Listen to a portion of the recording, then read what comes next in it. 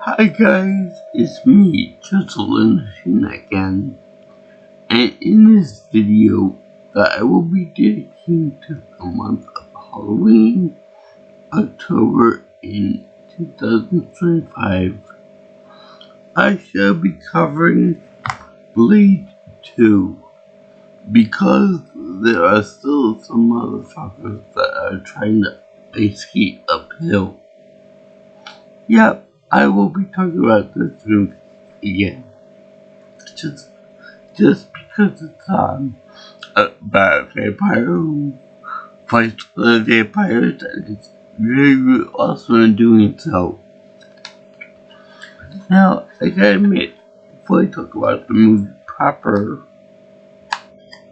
this is the only movie series that I have in which they have the DVDs set up like this, where two DVDs are on the same spindle, or whatever you call it, like in the middle there.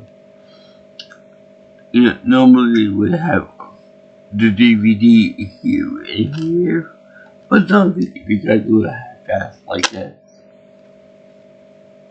Luckily, everything's all good with that.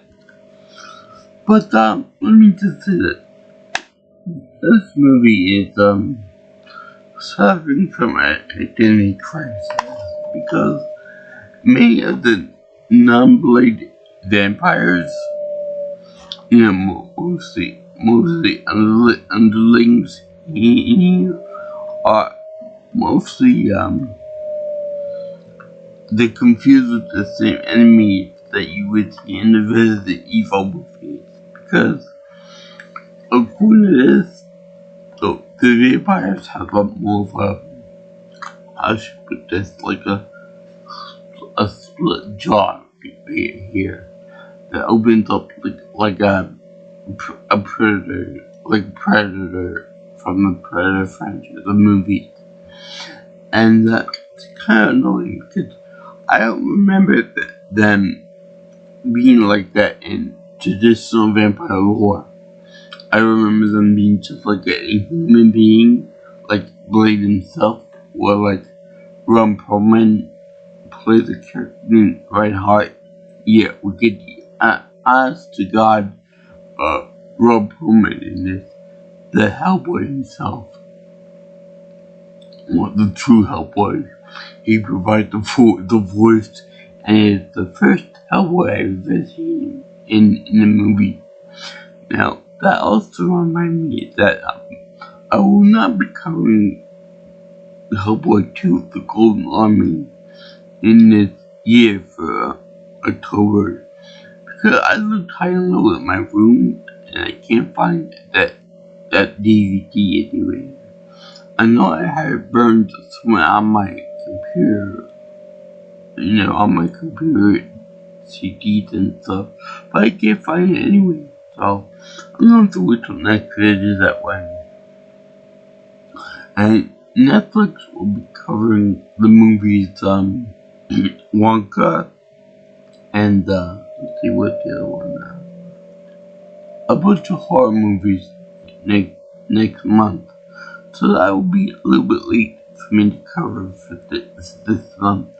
So unfortunately I have to wait till next year for that too, so I'm sorry for that, but comes the breaks, I guess.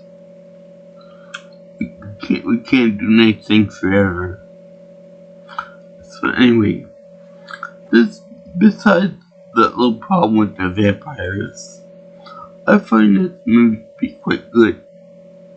Although some of the fight scenes are a little bit cartoony, a little too rubbery, a little too much of a CGI fest. I mean, if you know what I mean.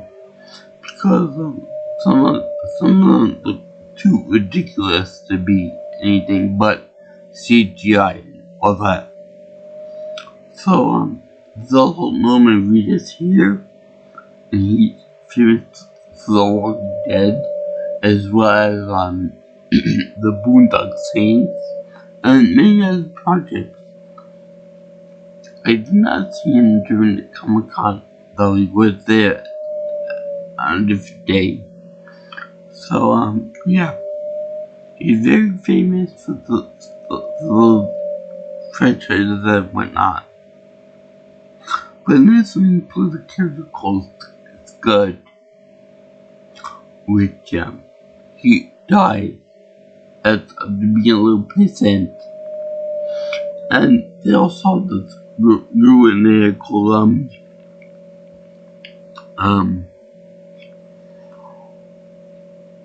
Nita, and she played Lenore forever.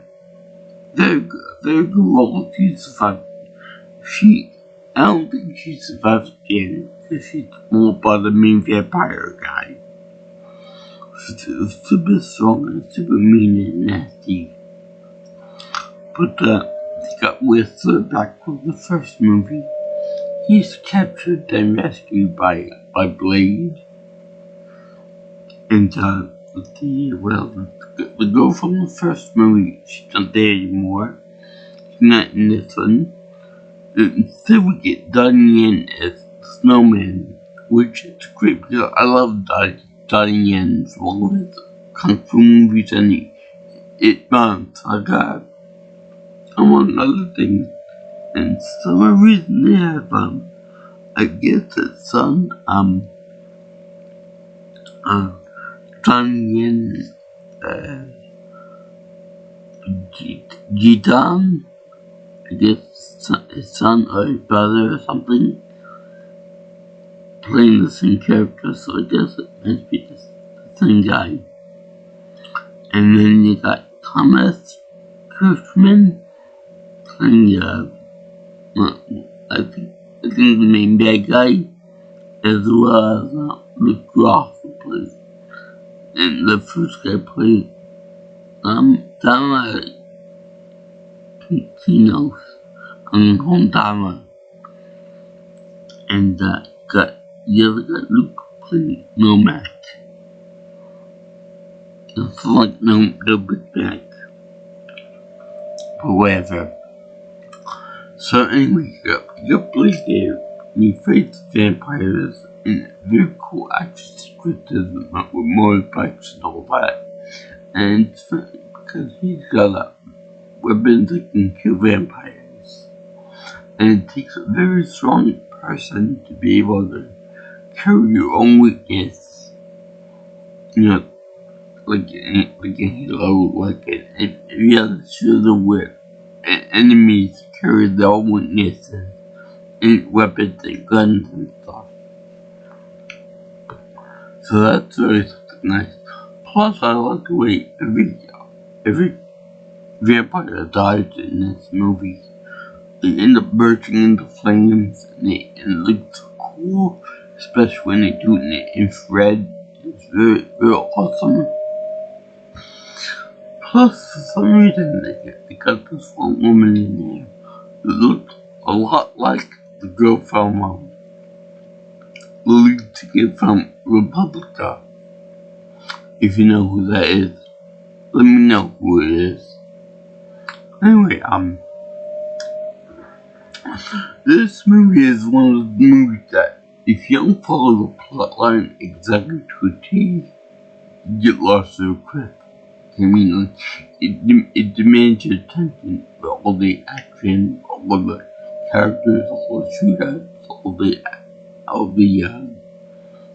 death in the movie. It's like, it demands you keep attention and take notes on it too. Because I think there was something about a virus in there that will infect humanity and kill them all. And then there's the part about a nitric sulfide bomb that Blake puts on Red Heart. Slade Hellboy, which really I would love it. They've made a crossover comic or movie where Blade actually fought with the Hellboy. That would be really cool. Also, Batman versus Blade would be nice too. But let's be honest, that will never happen. Better if we got Dracula versus Batman, and they don't want to spoil us too much. So anyway, we have those guys, and then the bomb is supposed to be able to kill all vampires easily. Until it's revealed later on when Scud turns back on Blade after he gets he turns over to the bad side, and they have like a bunch of SWAT guys over there with the laser pointer weapons trained on Blade and the other guy, Whistler. And it seems like they're just shining their little red light, the laser lights at anybody that moves over there, like random locations that random and that. To where I think, unless there's a cat involved with the laser pointers to stop all the random movements of everything. You're gonna give everyone a headache by doing that, by just shining your light wherever you please. So anyway, the guy Scott tells him that these bombs are all duds. The one that you put on the back of my compatriots' head back there is a dud.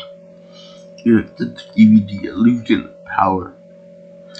But that wasn't a very smart idea because Blade has the trigger button for it, and he pushed the button and he said, "No, it's not done," and blows them all to pieces. Which is really funny because he would start modeling there. So I really don't like when people go on about how the world and how they're stupid and all this stuff. So they blow up. Which is funny because the actual particles were blood and silver nitrate. So even Wessel said, I was getting tired of him. So let's see now, with that, there were also weird ninja dudes, like two ninjas, who I swear to God were Asians, but they didn't want to do that as a typical group, so they decided to turn into white people. And the fight scene with them was more like a training montage there, and it was kind of good. It wasn't the best, but I think that they disappear for the rest of the movie. I don't know why, but they just disappeared. And of course, we have to have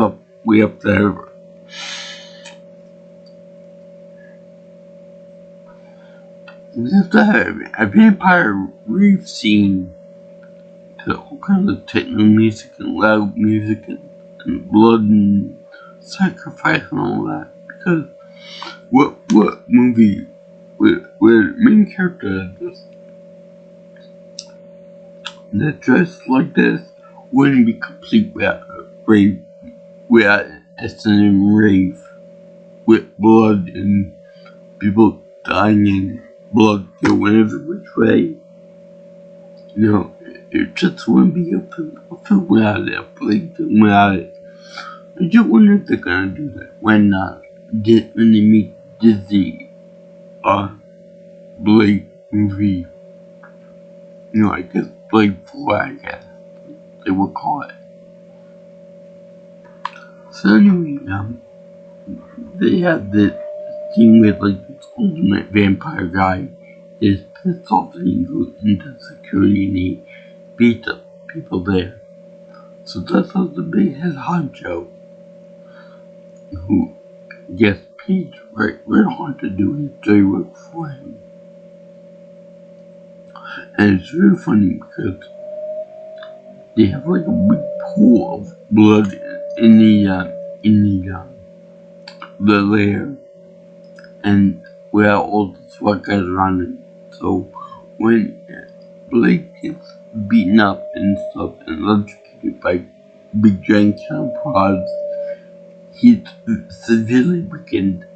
I mean, the main guy wants to take all his blood out, make daywalkers, that's vampires, go out in the middle of the day and be fine.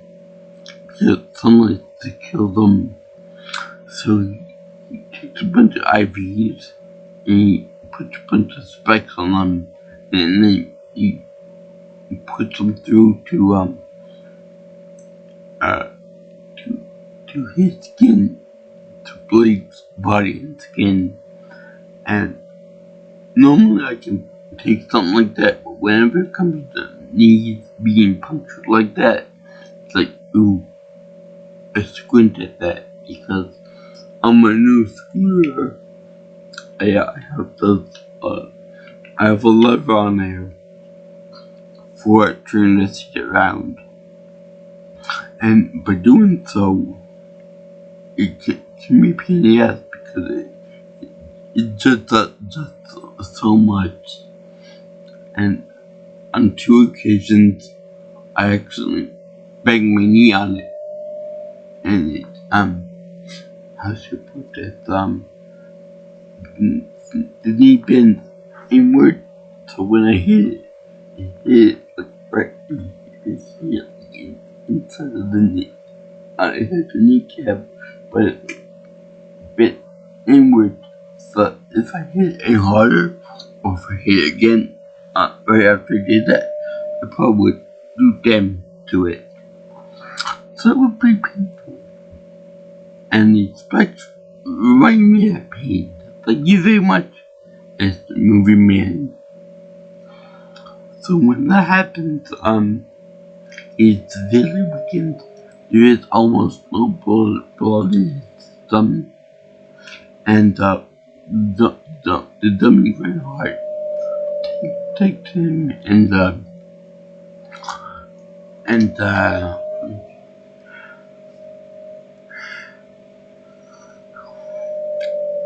shoots at him with silver bullets like he has, and he falls into the pool of blood. So by doing so, it fully revived Mr. Blake and made him into an unkillable vampire machine again. So you see a bunch of SWAT guys going with riot gear, and you see him try to electrocute him again. To no avail. He kicks their butts very cartoonishly in some instances, like swinging over the edge of the railing and stuff, really fast in one hit too. So then it comes in to pick on the second in command, Reinhardt. So you see him trying to getting the sloshing with his own squad into the water. He catches immense weight, and it's moving it around, even though Reinhardt's trying his best to move it for him. But Blade is just that much more powerful. He must have got his Zenkai boost, meaning weakened so much, and then recovering. So he's able to almost snap the blade into pieces, and it flips up, and very quickly, Blade catches the blade, and then swifts back up at Reinhardt. Right in the middle round, giving a heavy speech, it cuts him into pieces. And it's real cool because, you got this real big, powerful guy we all know and love as Slade and Hellboy and Lord Hood from the Halo games be taken out in less than 5 seconds. It's like, damn, let's say this moment. Let's least have to at least swap punches or kicks or something like that. You the other girl, one of them's like Republicans main singer. You have more time than you do this guy right hard. So anyway, you show that, and then it's time for him to take on the big guy, and he does a pretty fight, and they fight each other very almost blow for blow.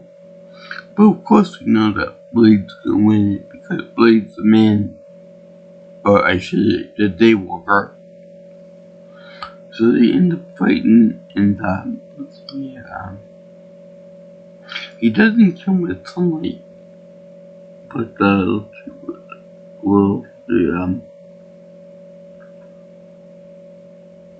I think he takes all the blow away.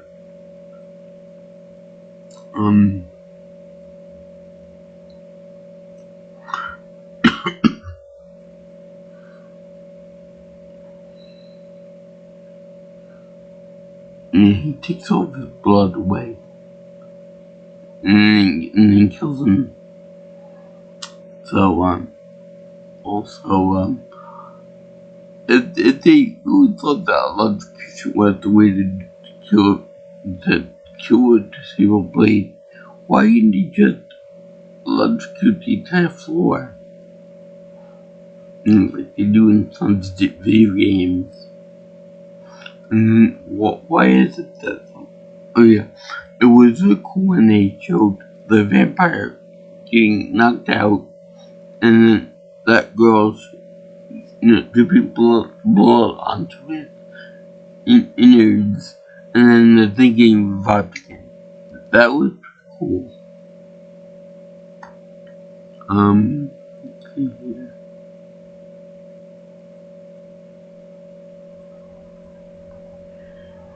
And think about how the guy was defeated.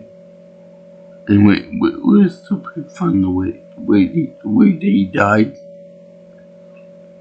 Like I said, you blinked and you missed it. I must blink or something or other. But anyway, Beggar was defeated. Super Vampire was defeated. The girl was saved. And Blade over there going down to the sunset. They got a ship or something looking at a sunset. So it was it was sunrise. So anyway, it was a pretty fun movie. A little was over the top for some tastes. But the kid was defeated. Blade was on top of everything. Whistler survived. Chris Christopherson survived. The girl was a little bit too late for the girl. Ron Perlman died, of course. Reinhardt. And let's see here. Oh yeah. The guy gets stabbed by Blade, Silver Blade.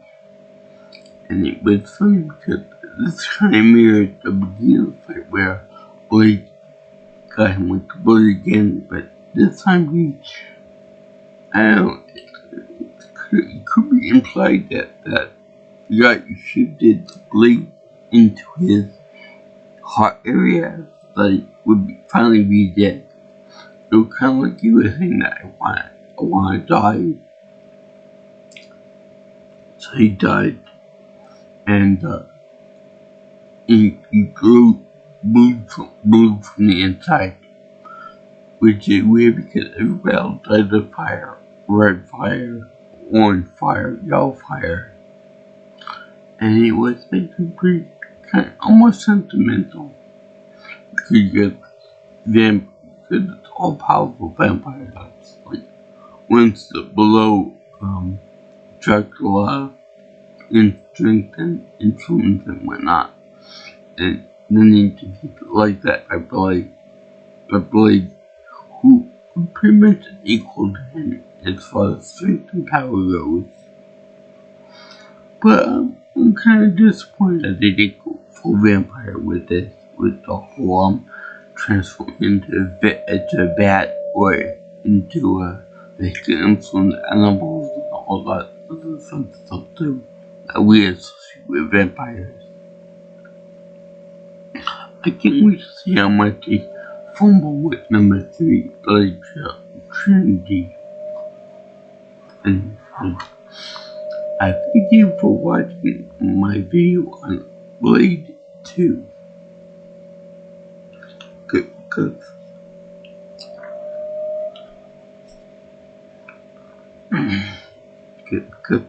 some motherfuckers are still trying to execute uphill. And that ain't right. I like the action. I found the rave team to be quite funny. I found the idea of Blade fighting enemies and then them going kablooey with silver bullets to be real funny. I always thought that silver bullets was a werewolf thing. That you shoot with silver, you can knock them out with silver, and then they would just die there. But many of the enemies in this swarm bleed in the other heroes, like zombies in a zombie film. It's just kind of confusing and kind of annoying too.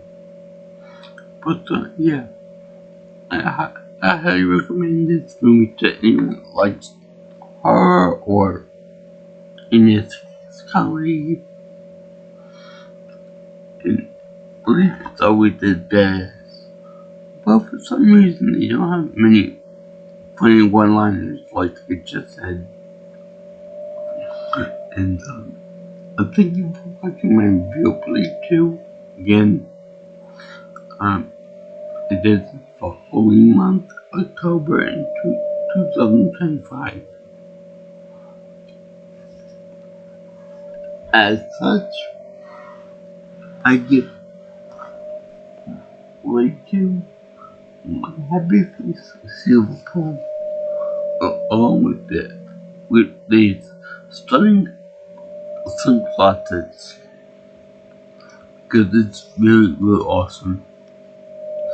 Although I wish we got more of a fight between Red Heart and Blade. I wish that we had more of a fight between them two, much more like the main bad guy and Blade.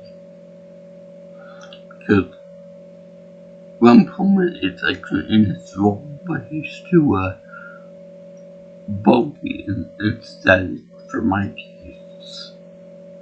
This big bruiser of a guy, just pretty much stands there. And it was a really stupid move to shoot the guy and allow him to fall into take a blood. You know that blood would punch a vampire straight. Why not just under constant constant watch or the threat of a silver bullet. So if you guys like what you see here and you want to see more on my channel, you can always like, comment, and share, and subscribe to my channel. You can also